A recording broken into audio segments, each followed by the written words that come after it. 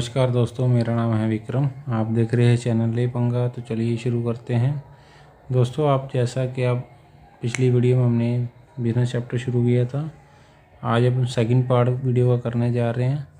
तब हमने types of economic activities देखा था। तो अब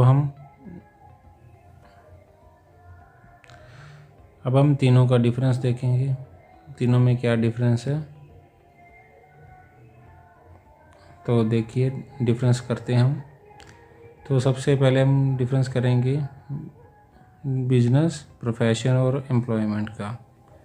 ठीक है। तो नेचर ऑफ बिजनेस में क्या इन्वॉल्व होता है? Exchange, production and exchange of goods and services. ठीक है। बिजनेस में हम क्या करते हैं? मनी के बदले मतलब गुड्स और सर्विस को एक्सचेंज करते हैं। प्रोफेशन में क्या करता है? Providing specialise personal services. Profession में सिर्फ सर्विस प्रोवाइड होती है, गुड्स प्रोवाइड नहीं की जाती है। एम्प्लॉयमेंट में क्या होता है? Performing the work assigned by the employer. उसमें एक एम्प्लॉयर ने जो काम, एम्प्लॉई ने काम करना होता है जो एम्प्लॉयर ने उसको दिया है। क्वालिफिकेशन, बिजनेस के लिए कोई क्वालिफिकेशन की ज़रूरत नहीं है, चाहे अनपढ़ आदमी है वो भी बिजनेस शुरू कर सकता है। प्रोफेशन का मतलब क्या है? Specialise qualification prescribe for business profession will be required. मैंने आपको पिछली वीडियो में बताया था, प्रोफेशन के लिए जैसे में सिंगर है, अगर उसके पास कोई वेल क्वालिफाइड डिग्री नहीं है तो उसको प्रोफेशनिस्ट नहीं कहा जाएगा, क्योंकि प्रोफेशनिस्ट के लिए एक क्वालिफिकेशन रिक्वायर है, जो कोड ऑफ कंडक्ट जिसकी एक संस्था हो। ठीक है। एम्प्लॉयमेंट का मतलब क्या है? Qualification are linked with the nature of work to undertaken. अगर छोटे लेवल की काम चाहिए तो क्वालिफिकेशन कम चाहिए, अगर बड़े लेवल का जॉब चाहिए तो हायर क्वालिफिकेशन चाहिए। तीसरा है एस्टेब्लिशमेंट।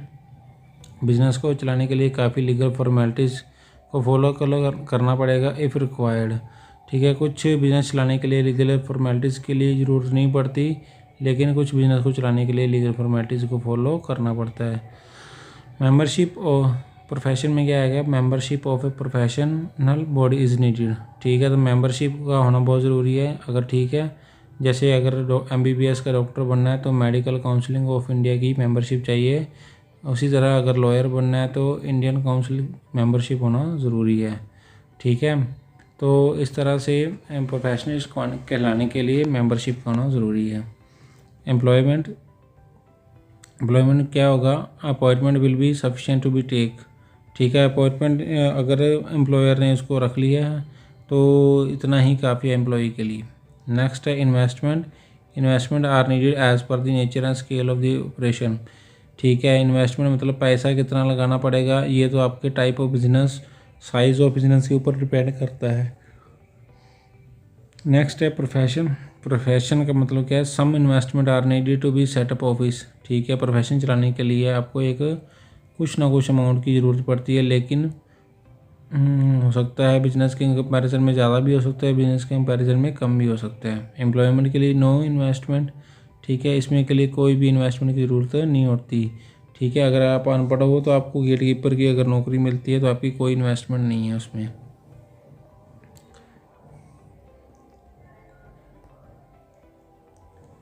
ठीक है। आगे करते हैं डिफरेंस रिवार्ड। तो प्रॉफिट का रिवार्ड मिलता है इन केस ऑफ बिजनेस। ठीक है। क्योंकि बिजनेस में रिस्क लेता है, उसके रिगार्डिंग उसको क्या मिलता है? प्रॉफिट। प्रोफेशनल्स को क्या मिलती है? फीस मिलती है। Fees is charge by from the client. ठीक है। एम्प्लॉयमेंट में क्या है? सैलरी और वेजेस मिलता है। सैलरी फिक्स मिलता है और वेजेस डेली बेस के ऊपर मिलता है। रिस्क, ठीक है, बिजनेस में it is faced of loss of risk is limited. Profession में लिमिटेड रिस्क होता है और एम्प्लॉयमेंट में कोई रिस्क नहीं होता है। ठीक है। कोड ऑफ कंडक्ट का मतलब क्या हो गया?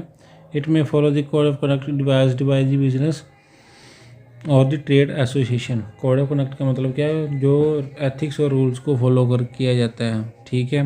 अगर आपकी एसोसिएशन बनी हुई है तो आपको अपनी एसोसिएशन के अकॉर्डिंग ही काम करना पड़ेगा, उसके बाहर आप नहीं जा पाओगे। ठीक है। प्रोफेशन में क्या है? Code of conduct of the professional body is essential. तो इसके लिए जो संस्था के लिए जो संस्था ने रूल्स बनाए हैं उसके अकॉर्डिंग चलना पड़ेगा। ठीक है। Employment only rules and regulation related to the jobs are followed. जो जो आप कर रहे हो उसके रिगार्डिंग जो आपको रूल्स बनाए गए हैं उसी को ही फॉलो करना पड़ेगा। ठीक है। मोटिव बिजनेस क्या क्या है, profit motive is the motive. ठीक है। बिजनेस हम किस लिए करते हैं, प्रॉफिट को अर्न करने के लिए।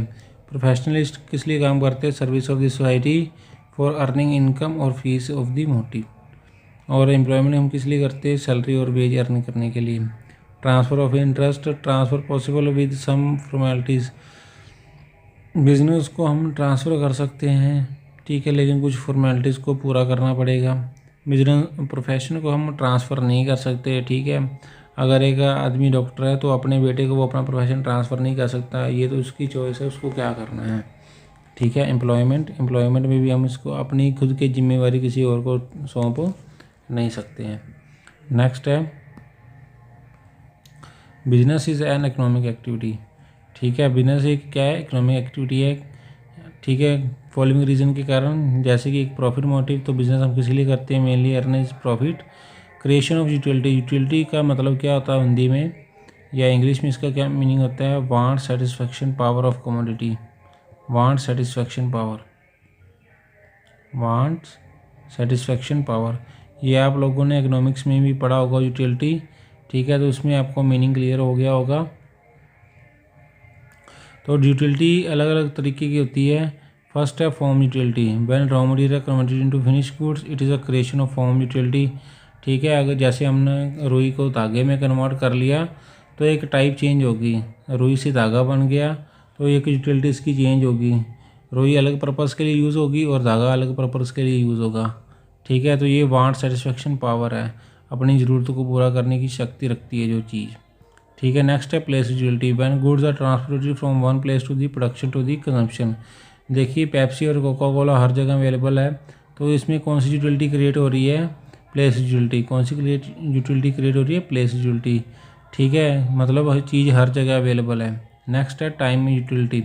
टाइम यूटिलिटी का मतलब क्या है, कुछ चीज़ें ऐसी होती हैं जो प्रोडक्शन तो कुछ देर के लिए होती है लेकिन उसका इस्तेमाल सारा साल होता है, जैसे कि वीट, ठीक है, राइस।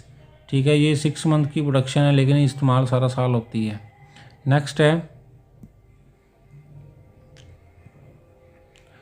है सेटिस्फेक्शन ऑफ ह्यूमन वांट्स।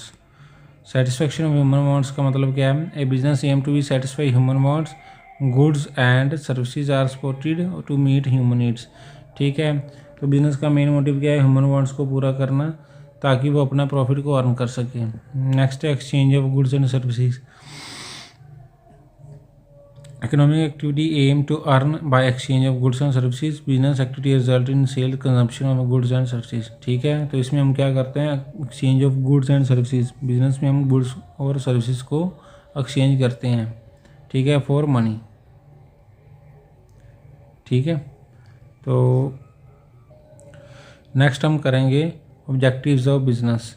ठीक है। ऑब्जेक्टिव्स ऑफ बिजनेस हम क्या करेंगे, बिजनेस के क्या क्या ऑब्जेक्टिव्स होते हैं। तो फर्स्टली हम 4 कैटेगरी में बांटा गया है, इकोनॉमिक ऑब्जेक्टिव्स, सोशल, ह्यूमन और नेशनल ऑब्जेक्टिव्स। ठीक है। तो फर्स्टली इकोनॉमिक ऑब्जेक्टिव क्या है, प्रॉफिट अर्न। तो बिजनेस का सबसे हमने मेन ऑब्जेक्टिव आपको बता ही दिया है, बिजनेस का मेन ऑब्जेक्टिव क्या होता है, प्रॉफिट को अर्न करना। ठीक है। नेक्स्ट है सर्वाइवल। सर्वाइवल का मतलब क्या होता है, अगर ज़िंदा रहेंगे तो प्रॉफिट कमाएंगे, अदरवाइज़ प्रॉफिट नहीं कमाएंगे। देखिए जैसे कि टेक्नोलॉजी ने डेवलपमेंट की तो एलईडी टीवी ने सभी चीज़ों को, सभी टीवीज़ को फेल कर दिया। ठीक है। कलर टीवी आते थे, एलसीडी आ रहे थे, तो इन सभी को उसने फेल कर दिया। ठीक है। तो सर्वाइवल का मतलब क्या है, ज़िंदा रहना। अगर ज़िंदा रहेंगे तो भी प्रॉफिट अर्न कर पाएंगे, अदरवाइज़ नहीं कर पाएंगे। ठीक है। नेक्स्ट है ग्रोथ। ग्रोथ का मतलब क्या होता है, बिजनेस का एक्सपेंड होना। ठीक है। आज हमारे सेल बिज़नेस हमारे पास 10 लाख का है, कल को 1 करोड़ हो जाए तो ये हमारी ग्रोथ है बिज़नेस की। तो ग्रोथ अलग अलग टाइप की हो सकती है, प्रॉफिट की भी हो सकती है। अपने बिज़नेस के मतलब एक बिज़नेस की बजाय हमने 2-2 3-3 बिज़नेस शुरू कर लिए, उसको भी ग्रोथ पे काउंट करेंगे। नेक्स्ट है प्रोडक्शन ऑफ क्वालिटी गुड्स। ठीक है। अगर क्वालिटी गुड्स मार्केट में अवेलेबल होगी तभी आपका बिज़नेस एक्सपेंड होगा। अगर आपकी घटिया क्वालिटी की चीज़ होगी तो आपका गुड्स नहीं बिकेगा। नेक्स्ट है क्रिएटिंग मार्केट। क्रिएशन मार्केट का मतलब क्या होता है, जैसे चाइना है। चाइना देखिए, अब आप मोबाइल फ़ोन में सबसे ज़्यादा किस में प्रोडक्शन होती है, चाइना में। अब देखिए चाइनीज़ मार्केट फुलफिल करने के बाद वो दूसरे कंट्रीज़ को सप्लाई करता है। तो उसकी पहले मार्केट थी चाइना की, अब उसकी मार्केट है इंडिया की भी और अदर कंट्रीज़ की भी। इसको कहते हैं क्रिएटिंग मार्केट्स। ठीक है, तो अब इसके बाद है टेक्नोलॉजिकल इम्प्रूवमेंट्स। ठीक है, टेक्नोलॉजिकल इम्प्रूवमेंट देखिए पहले फ़ोन्स में कैमराज क्वालिटी कितनी ख़राब थी, लेकिन आज के टाइम देखिए कितना टेक्नोलॉजी में इम्प्रूवमेंट आ गया।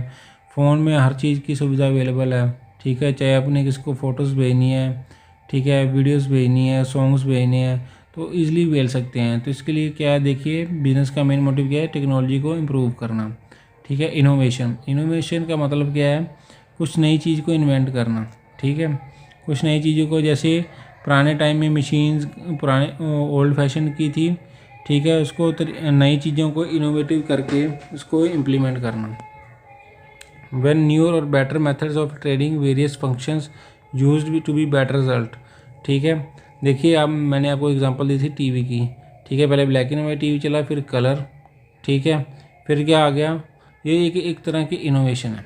ठीक है, नेक्स्ट है ऑप्टिमम यूटिलाइजेशन ऑफ रिसोर्सेज। तो बिजनेसमैन का ये भी ऑब्जेक्टिव होता है कि जो उसके पास रिसोर्सेज है, क्योंकि देखिए स्कैरसिटी ऑफ रिसोर्सेज है, आपने इकोनॉमिक्स में पढ़ा होगा, क्योंकि जो हमारे सभी कंट्रीज़ के पास जो रिसोर्सेज हैं वो लिमिटेड है। क्या है, लिमिटेड है। तो सभी के पास पैसा भी लिमिटेड में अवेलेबल है। तो कम रिसोर्सेज में या जितने भी आपके पास सोर्सेज अवेलेबल हैं, तो उसका मैक्सिमम या ऑप्टिमम यूटिलाइज करना बिजनेसमैन का ऑब्जेक्टिव होता है। ठीक है, नेक्स्ट है सोशल ऑब्जेक्टिव्स। ठीक है, सोशल ऑब्जेक्टिव्स का मतलब क्या है, जो समाज के प्रति बिजनेसमैन के क्या ऑब्जेक्टिव्स हैं। फर्स्ट है production of goods. Production of goods का मतलब क्या है, the business should ensure the production goes to meet requirement of the society. देखिए तो समाज जो उसकी गुड्स अगर मार्केट में अवेलेबल नहीं होगी, ठीक है, एट ए टाइम पे जब कस्टमर डिमांड कर रहा है, तो उसका सेल नहीं होगा, जिसकी वजह से उसका प्रॉफिट का लॉस हो जाएगा। नेक्स्ट है supply of quality goods and services. देखिए अगर वो मार्केट में अच्छी गुड्स प्रोवाइड नहीं करेगा तो उसकी चीज़ों का नुकसान हो जाएगा। ठीक है, उसके प्रॉफिट का भी नुकसान होगा और उसकी जिसकी वजह से उसका बिजनेस भी बंद हो सकता है। नेक्स्ट है कोऑपरेशन विद गवर्नमेंट। बिजनेस को कोऑपरेट भी करना पड़ता है गवर्नमेंट के साथ, क्योंकि जैसे मैं उसकी एग्जांपल देता हूँ क्रम्पटन कंपनी की। आपने शायद नेम सुना हो या नहीं सुना हो, क्रम्पटन कंपनी काफ़ी मशहूर है। देखिए इसकी एलईडी बल्ब्स और इसके फैंस देखिए गवर्नमेंट की, देखिए रेलवेज़ में भी यूज़ होती हैं। ठीक है, पहले इलेक्ट्रिसिटी हाउसेज में भी इन्होंने काफ़ी कम रेट में अपने बल्ब्स को प्रोवाइड किया। तो देखिए गवर्नमेंट के साथ एनर्जी सेविंग प्रोग्राम इन्होंने चलाया, क्योंकि एलईडी बल्ब काफ़ी कम रोशनी लेते हैं, काफ़ी कम बिजली लेते हैं और काफ़ी ज़्यादा रोशनी देते हैं, सॉरी। तो देखिए इस कंपनी ने गवर्नमेंट की भी हेल्प की। ठीक है, नेक्स्ट है जनरेशन ऑफ मोर एम्प्लॉयमेंट। तो बिज़नेस का मेन मोटिव ये भी होना चाहिए काफ़ी ज़्यादा से ज़्यादा लोगों को काम मिल सके, ताकि हर किसी के पास काम हो और अपने घर परिवार को अच्छे से चला सकें। नेक्स्ट है सोशल सर्विस और कम्युनिटी सर्विसेज। आपने कंपनी सुनी होगी हिंदुस्तान यूनिलीवर लिमिटेड। ठीक है, अब क्लासमेट की कॉपी आती है, उसमें एक लिखा होता है अगर आप एक कॉपी खरीद रहे हैं तो उसके पीछे 1 रुपया बच्चों की एजुकेशन में भी यूज़ किया जा रहा है। तो ये एक सोशल सर्विस है, आप प्रॉफिट तो कमा रहे हो, साथ में अपनी लोगों को भी उसकी सेवा प्रदान कर रहे हैं।